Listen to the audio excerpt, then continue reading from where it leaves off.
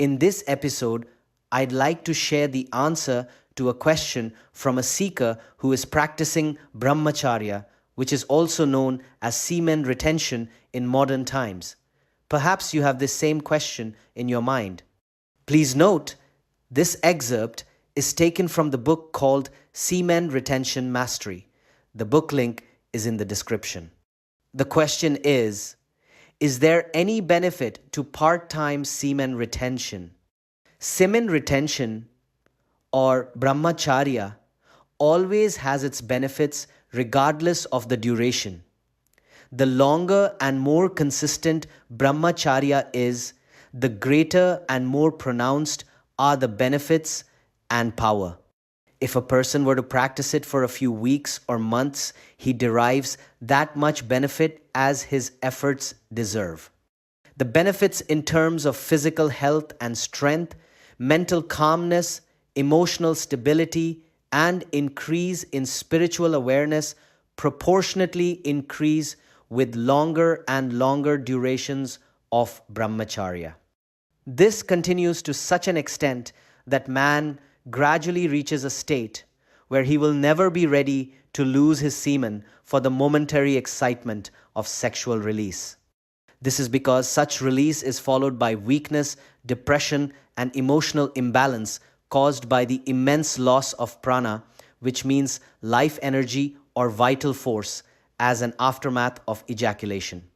Once this state is reached, where one is not ready to part with semen at any cost, it becomes even more possible to take concrete steps towards unbroken brahmacharya. This unbroken practice becomes the gateway to the unfolding of all siddhis, meaning divine powers or spiritual abilities, and finally self-realization in course of time. What is very important is to ensure that adequate physical and intellectual activity, coupled with God meditation, are practiced daily without fail. A life of yoga with pranayama, which refers to yogic breathing exercises, if followed, will speed up progress to a great extent.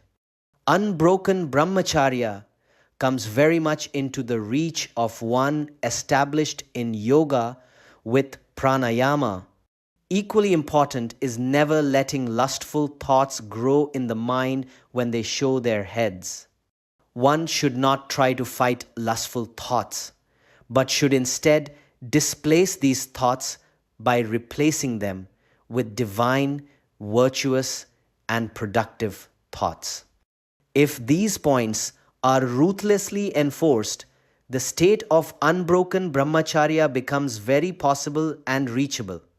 This is the real, natural, and default state of a human being. The sexual state is a state that is natural only at the time of copulation carried out for begetting a child and nothing more. People ignorantly extend this state to all domains of their life, thereby limiting their true potential, forgetting their divinity, and immersing themselves in many physical, mental, and emotional problems. The conservation and transmutation of semen saves the body a mammoth amount of life energy.